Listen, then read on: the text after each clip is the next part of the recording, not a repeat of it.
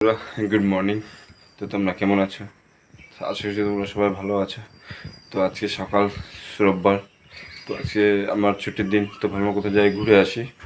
তো আমি একটু যাচ্ছি আমাদের কী বলে সেবকের দিকে, যেখানে পুরা বৃষ্টিতে পুরা পুরা ক্ষতিগ্রস্ত হয়েছে এবার সিকিমে। তিস্তা তিস্তা বাজার সব জায়গায় পুরা পুরা পুরা বন্যাতে পুরা একদম অবস্থা খারাপ।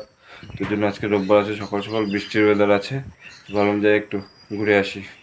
তো এখন আমি, এটা হলো আমার জার্মান জিগার কার টুকরো।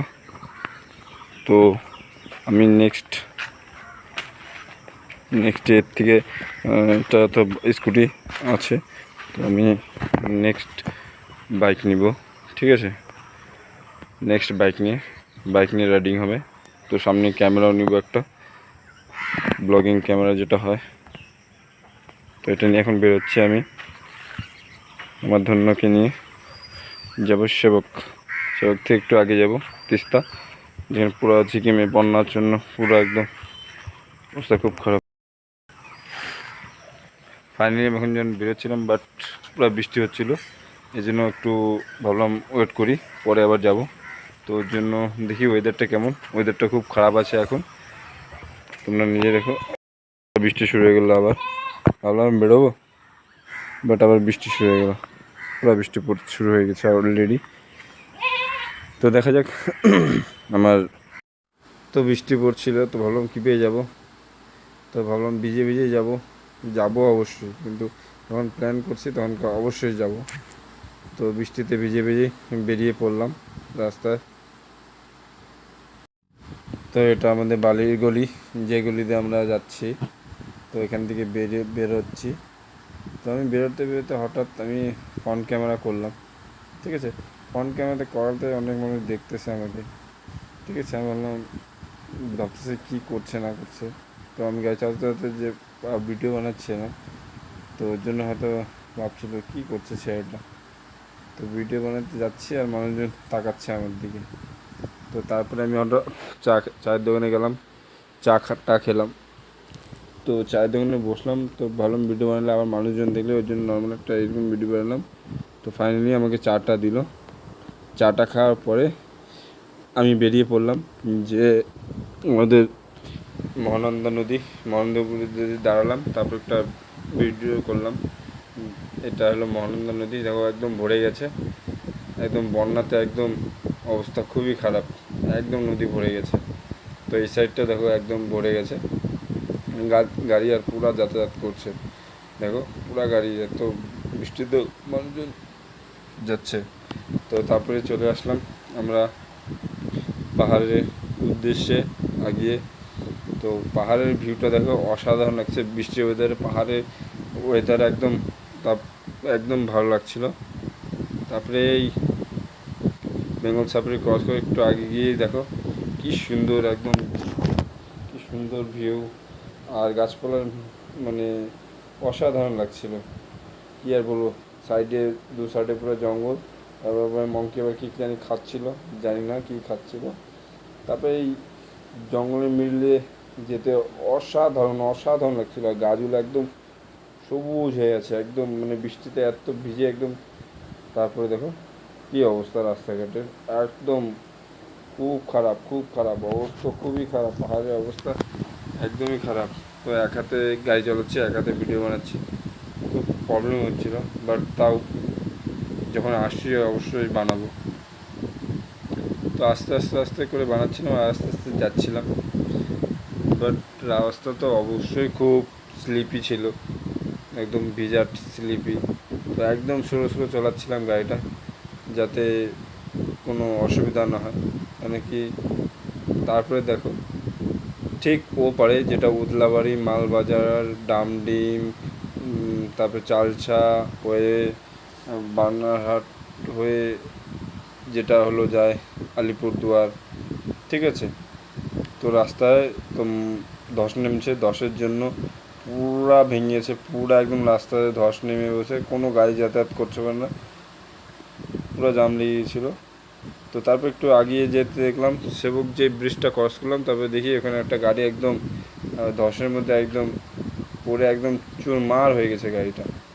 একদম চুরমারাটা পরিষ্কার করা মানে সাইড করতেছে গাড়ি নিয়ে। তো ওখানে পৌঁছালাম, তো ওখানে দাঁড়িয়েছিলাম কিছুক্ষণ। তারপরে কিছুক্ষণ পরে ওরা আবার গাড়িটাকে সাইড টাইড করলো। তারপরে আমরা আবার আগে একটু বেরিয়ে গেলাম।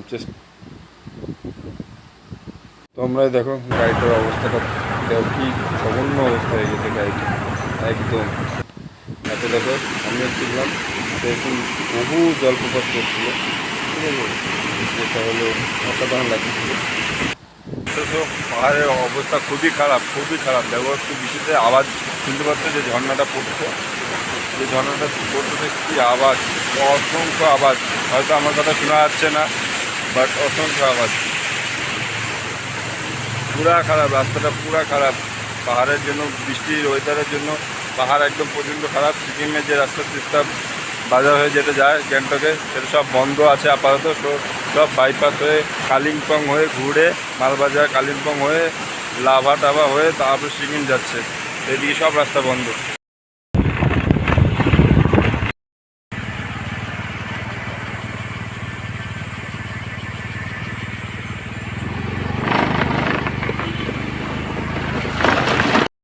রাস্তা প্রচণ্ড খারাপ, পুরা ভেঙে গেছে, ওই জন্য সিকিমের রুটটা চেঞ্জ হয়ে গেছে। ওই জন্য তিস্তা নদী পাশ দিয়ে যে রাস্তাটা আছে সেই রাস্তা দিয়ে আপাতত সব ক্যান্সেল হয়ে গেছে, কেন কি পুরা ভেঙে গেছে, পুরা ভাঙা টাঙা রাস্তা, পুরা পরিষ্কার করা চলছে। তো ওই জন্য এই রাস্তা সব রুট সব গাড়ি বন্ধ। এদিকে লোকাল যারা এই সাইডে থাকে তাদেরই একমাত্র যাওয়া হচ্ছে, বাট রিটার্ন বাইকই অ্যালাউ আছে, 4 চাকা কোনো অ্যালাউ নাই। তো এর থেকে আর ভিতরে যাচ্ছি না, তোমাদের দেখালাম যে পাহাড়ের অবস্থাটা খুবই খারাপ। তো বৃষ্টির জন্য নর্থ বেঙ্গলে পরিস্থিতি খুবই খারাপ আছে এখন। তো আমি যারা পাহাড় প্রেমী তাদেরকে বলছি যে তোমরা এই টাইমে পাহাড়ে ঘুরতে আসলেও যদি আসো, তো অবশ্যই সাবধানে একদম কেয়ারফুলিভাবে আসবে, কেন প্রচণ্ড রাস্তা খারাপ আর স্লিপ এত হচ্ছে যে আমি পড়তে বেঁচে গেছি। তো তোমাদেরও বলছি যে যারা নেক্সট এখানে আসতে চাও এখন বাইরের থেকে, তাদেরকে অবশ্যই বলছি যে তোমরা এখন এখানে এসো না। পাহাড় নর্থ বেঙ্গলের বৃষ্টিটা কমলে এখানে সিকিমের অবস্থা খুবই খারাপ, মানে প্রচণ্ড। তিস্তা নদীতে পুরা জল ভরে গেছে।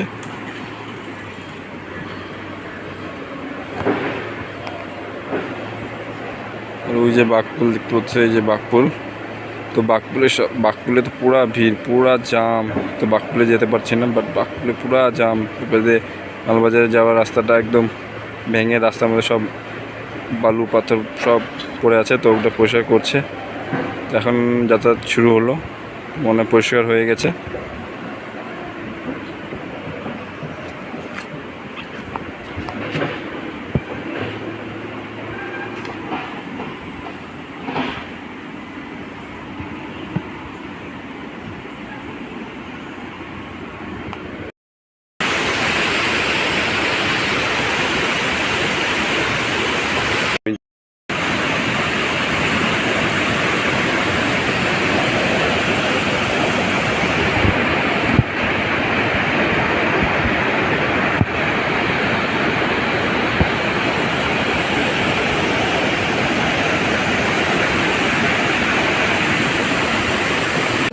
তো যাওয়ার সময় এই দশটা ছিল না, তো আসার সময় দেখি যে 10 পড়ছে।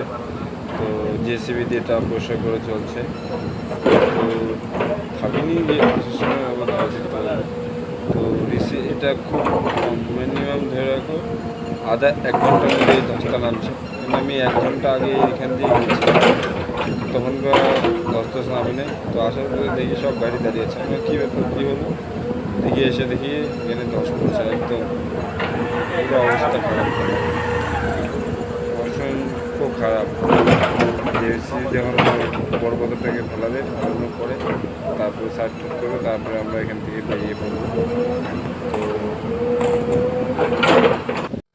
তোমরা দেখতেই পাচ্ছ বন্যাতে কী অবস্থা হয়ে গেছে। এটা হলো তিস্তা নদী, আর এটা হলো রেলের রাস্তাটা।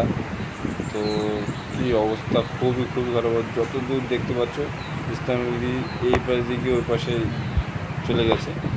তো পুরা বৃষ্টিতে অসংখ্য খারাপ হয়ে গেছে। নদীতে একদম হাউসফুল জল আছে এই নদীতে, একদম বাপরে বাপ, অসাধারণ।